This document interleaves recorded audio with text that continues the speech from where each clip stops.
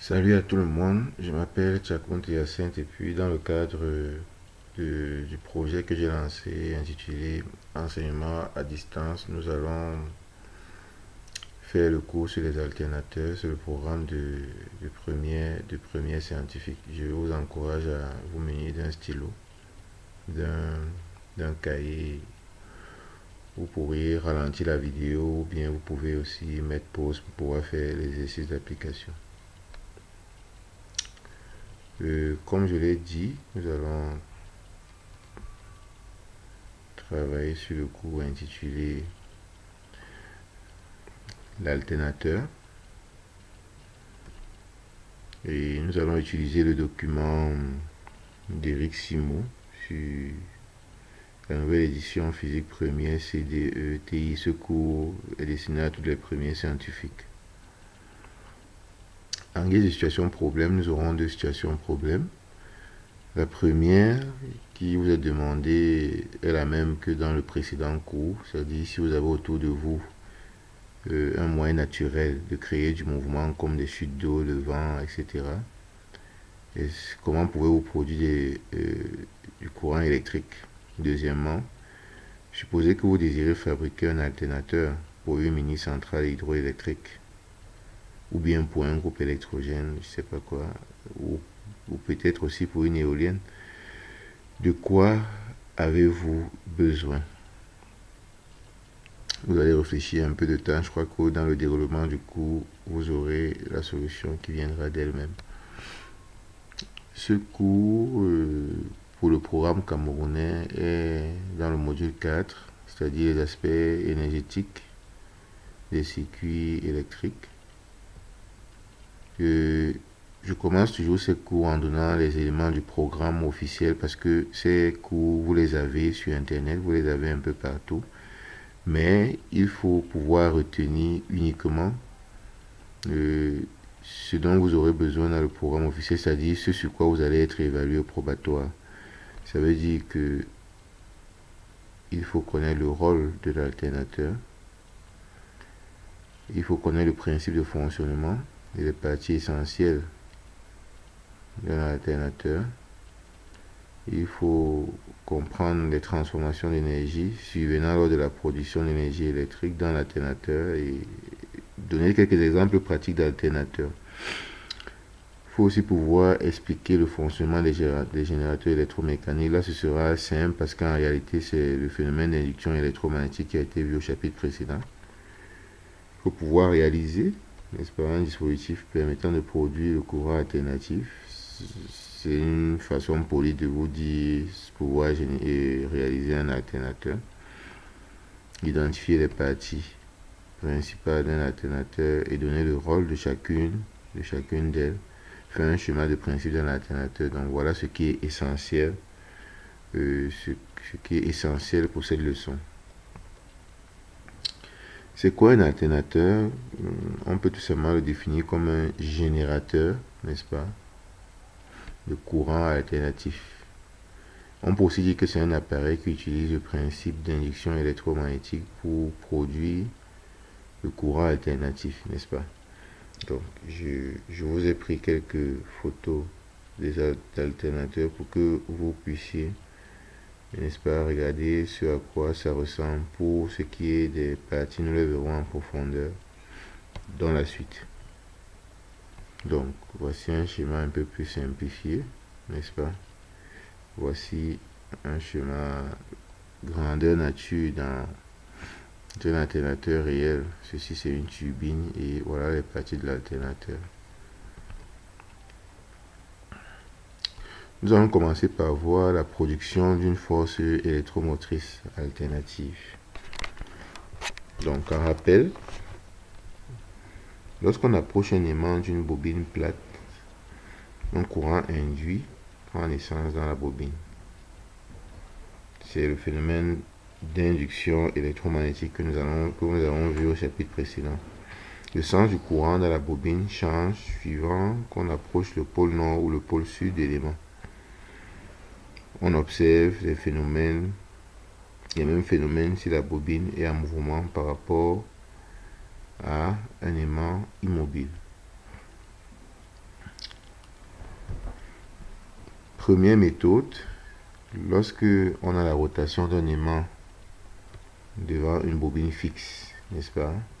Faisons tourner à vitesse constante oméga autour d'un axe un petit aimant droit à forte aimantation devant une bobine fixe dont les bornes sont reliées à un voltmètre sensible à zéro central, comme le montre cette figure ici. Donc ici, là, vous voyez l'aimant permanent qui est en train de tourner à vitesse oméga en face d'une bobine, n'est-ce pas? Et on a mis un galvanomètre, c'est-à-dire un ampèremètre qui détecte des très faibles courants dans le circuit de la bobine. Si la rotation s'effectue lentement, nous constatons que l'aiguille de l'appareil de mesure oscille entre deux positions limites de part et d'autre du zéro, comme on le voit là. En conclusion, la bobine est donc siège d'une FEM variable, une force électromotrice variable, alternativement positive et négative.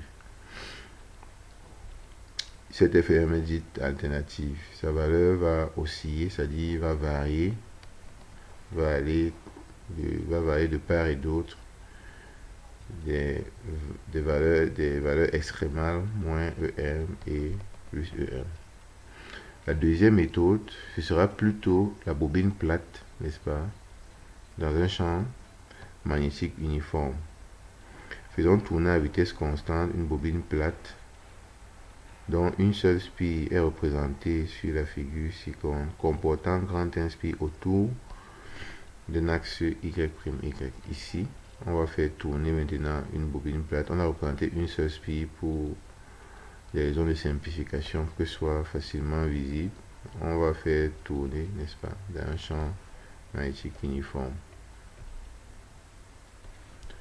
L'angle alpha égale à NB est une fonction linéaire du temps. C'est-à-dire alpha est égal à oméga t parce qu'ici on a un mouvement uniforme. Le flux à travers la bobine va donc donner phi égale NBS fois le cosinus NB. Si vous vous rappelez bien au chapitre précédent. Donc, on va remplacer alpha par sa valeur et on aura NBS fois cos oméga t. Le flux est donc variable en fonction du temps.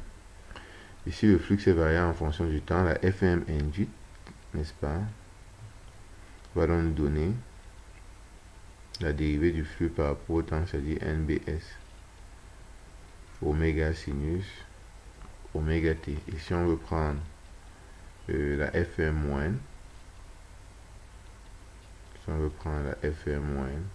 déjà on va remarquer qu'il y a l'absence d'un moins ici. Si vous vous souvenez, d'après la loi de Lenz, la force électromagnétique va, n'est-ce pas, s'opposer à la cause qui lui donne naissance. Vous pourrez l'ajouter, mais en prenant la valeur moyenne, ça ne changera rien. On prendra toujours la NBS fois oméga. Et on peut donc écrire que la FM a cette forme ici. Ou bien avec un moins, ça ne change pas grand chose.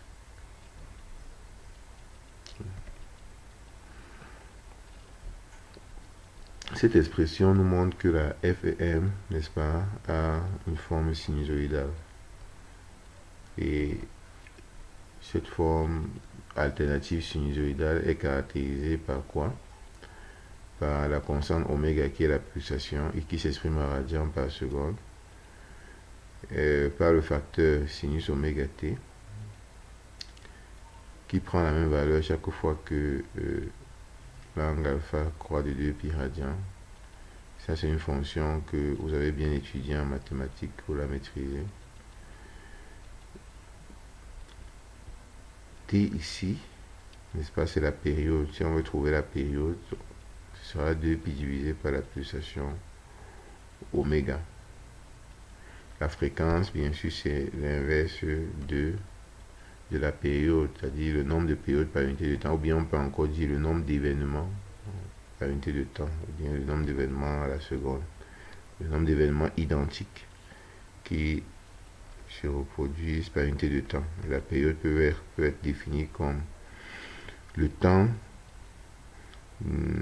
au bout duquel un phénomène se reproduit, le temps minimal au bout duquel un phénomène se reproduit identique à lui-même. Le générateur de FEM induite a pour représentation symbolique ceci, pour montrer justement que là on a une FEM ou bien une tension alternative sinusoïdale.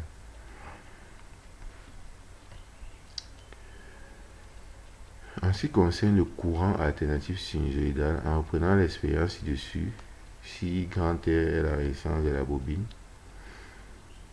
la FM alternative va correspondre à un courant. Ici, on va appliquer la loi de Pouillet parce qu'on a un circuit à une maille, c'est-à-dire la FM divisée par la somme des résistances, et on aura cette valeur.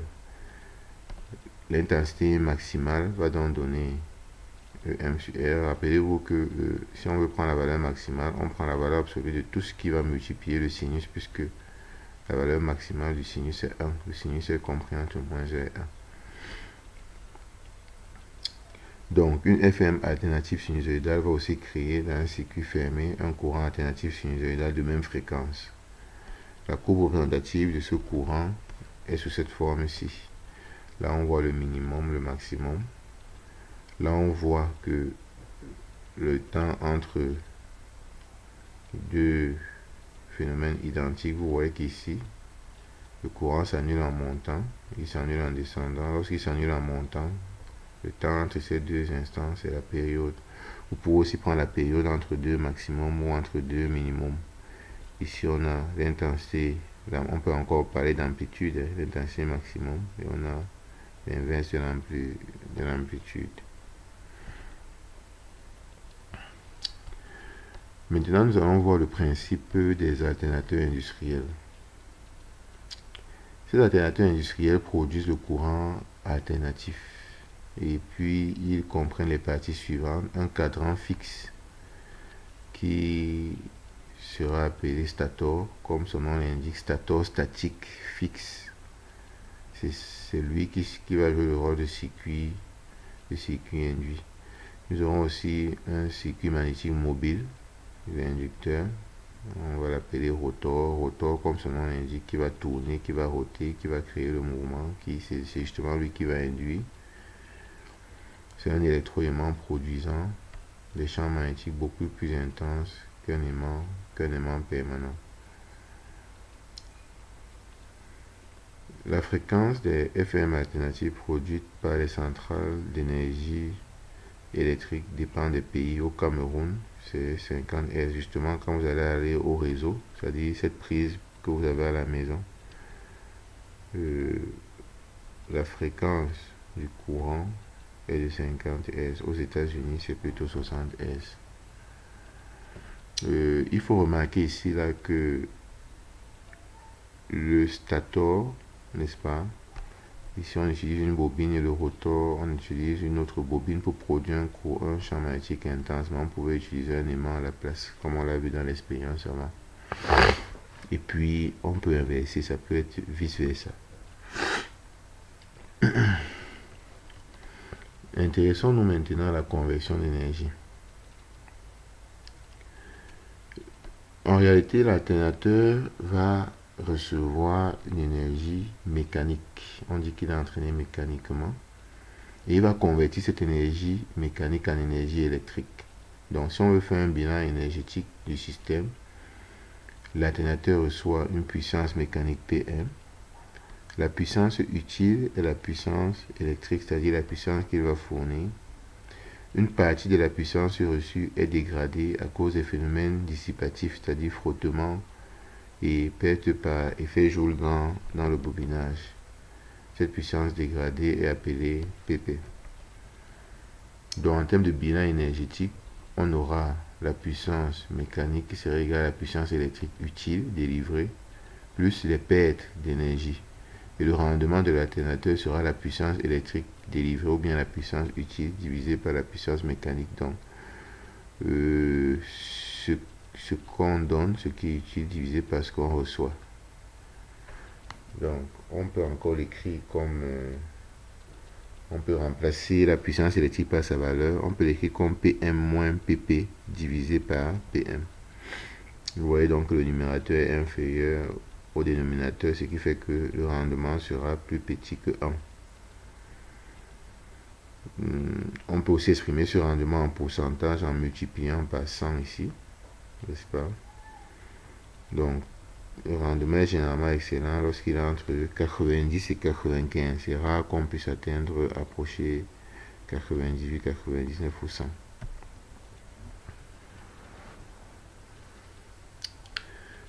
Maintenant, nous allons nous intéresser aux propriétés générales du courant alternatif. Il a plusieurs effets, n'est-ce pas? Il a 3 effets comme le courant continu. Nous savons déjà qu'en continu, les effets chimiques et magnétiques sont modifiés quand on change le sens du courant, alors que l'effet calorifique ne dépend pas du sens du courant.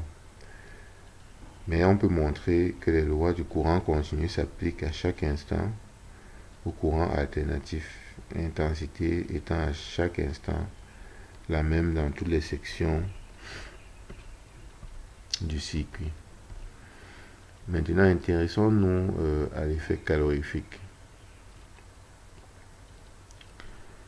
Comme en courant continu, n'est-ce pas, un courant, n'est-ce pas, qui traverse un conducteur va produire, n'est-ce pas, de la chaleur, par effet joule. Et l'intensité efficace sera égale à l'intensité maximale qu'on a vu plus haut divisé par racine de 2. Pareillement, la tension efficace, n'est-ce pas, sera aussi égale à la tension maximale divisée par racine de 2, bien sûr, exprimée en volts. En ce qui concerne l'effet chimique, le passage du courant continu, n'est-ce pas, dans une solution ionisée va s'accompagner de réactions chimiques dont la nature dépend du sens du courant. Nous avons particulièrement vu l'électrolyse en classe de 3e. Le même phénomène peut se produire en courant alternatif. Donc, il ne faut pas oublier que le courant alternatif circule tantôt dans un sens, tantôt dans l'autre. Ça veut dire, à un moment, les sens s'inversent. Ça peut se voir au niveau du signe du courant. Donc, chaque électrode, n'est-ce pas, sera alternativement aussi changée. Tantôt, l'anode sera la cathode et la cathode l'anode et inversement. En ce qui concerne l'effet, l'action du champ magnétique, ou bien l'effet magnétique, le sens de la force créée, n'est-ce pas, par l'action du champ magnétique sur un courant est lié au sens du courant. En courant alternatif, la force créée par l'action du champ magnétique sur un courant change de sens à chaque alternance. On va voir cette force-là plus en profondeur l'année prochaine. Donc le champ magnétique va créer un courant alternatif. Nous savons que quelle que soit la forme du circuit, l'intensité du champ magnétique créé est toujours proportionnelle à l'intensité du courant qui traverse un circuit. Et là, on a vu cela, au chapitre précédent où on avait,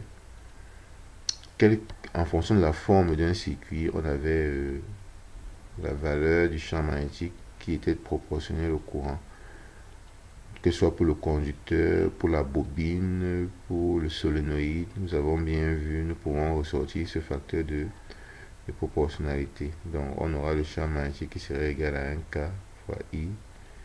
Le K là va dépendre de la nature du circuit qui est traversé par le courant, et on remplace le courant par sa forme alternative sinusoïdale, et nous aurons le champ magnétique qui sera aussi sinusoïdal avec Bm qui sera une constante égale à KI.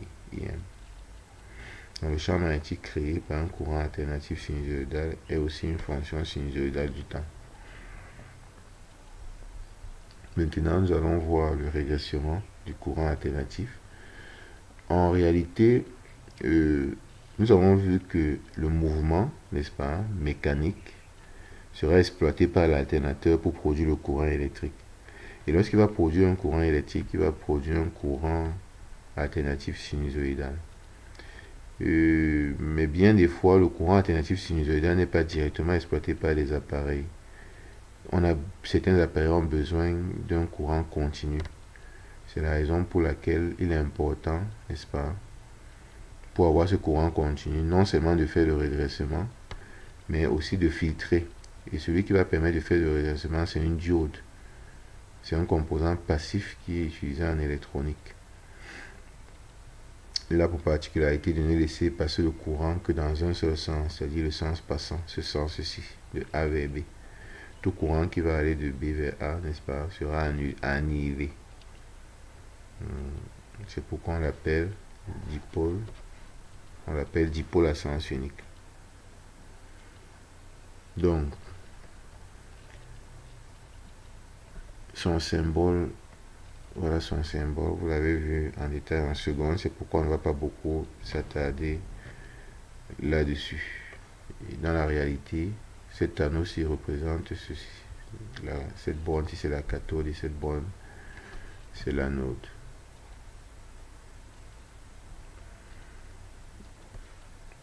Pour un régressement simple, ici, nous avons un transformateur, nous avons le secteur qui fournit le courant alternatif qui provient d'une centrale hydroélectrique. Et voilà un circuit simple qui va permettre de régresser le courant, c'est-à-dire couper les alternances négatives, puisqu'on veut n'oubliez pas qu'on veut un courant continu. Donc vous voyez, donc il va couper toutes les alternances négatives. Pourquoi il coupe les alternances négatives? Parce que le courant va d'abord passer dans le sens positif, et lorsqu'il va passer dans le sens négatif, alors la diode va empêcher que ce courant passe. C'est pourquoi on aura un courant nul ici. Ça, c'est un régressement simple alternance. Donc, ça, c'est l'oscilloscope qui nous a permis de visualiser tout cela. Mais on peut aussi avoir un régressement double alternance, n'est-ce pas? Dans ce cas, on aura besoin d'un pont de diode. Comme vous le voyez ici, on a toujours une source de courant alternatif qui est produite par le secteur. On a un transformateur et on a, n'est-ce pas, un circuit d'un régressement double alternance. Un régressement double alternance va permettre de transformer l'alternance négative en une alternance positive. Donc, cette visualisation est faite grâce à un oscilloscope. En remarque, nous disons qu'un courant régressé est constamment positif. Malheureusement, il n'est pas encore continu parce qu'il va toujours beaucoup varier, comme on peut le voir ici. Il va toujours varier, tantôt il va augmenter, s'annuler. Et pour qu'il soit positif, on va utiliser ce qu'on appelle un filtrage. Ce filtrage sera fait par un condensateur, n'est-ce pas? Grâce à un condensateur, on va utiliser un filtrage. Et lorsqu'on met le condensateur dans le circuit, on aura un courant qui va très doucement diminuer. Va augmenter très doucement, diminuer à cause des phénomènes de charge et de recharge à travers le condensateur. Et en fonction de la capacité du condensateur, on pourra avoir une ligne, c'est-à-dire un courant continu. Ici, c'est l'image d'une mini-centrale hydroélectrique. Vous voyez donc comment on prend l'eau, on canalise l'eau, peut-être grâce à un barrage. Et cette eau va venir ici, d'abord pour faire bouger les turbines. Les turbines sont reliées aux générateurs de courant alternatif, c'est-à-dire aux alternateurs. Et puis, ces turbines-là seront justement accrochées à soit un aimant, mais dans le cas pratique, c'est plutôt une bobine, n'est-ce pas, qui produira un fort champ magnétique. Et puis on aura une autre bobine, n'est-ce pas, autour, qui sera le stator. Ce mouvement, grâce à l'induction électromagnétique, cet alternateur va donc produire le courant. On aura un transformateur élévateur parce que n'oubliez pas que pour transporter le courant, il faut le transporter sous haute tension pour minimiser les pertes en ligne. Arrivé au domicile, on aura aussi un transformateur abaisseur pour pouvoir alimenter les foyers. Ici, c'est un exercice que j'ai tiré d'un probatoire, n'est-ce pas? Je vais vous laisser le lire et j'y ai adjoint aussi le corriger. Et je vais vous donner le PowerPoint. Je vais associer à ce cours un PowerPoint. Vous aurez le temps de le lire, essayer de le corriger et nous allons probablement organiser une classe virtuelle avec le logiciel Zoom, avec l'application Zoom pour pouvoir échanger. Ainsi, je pourrai répondre à toutes vos préoccupations.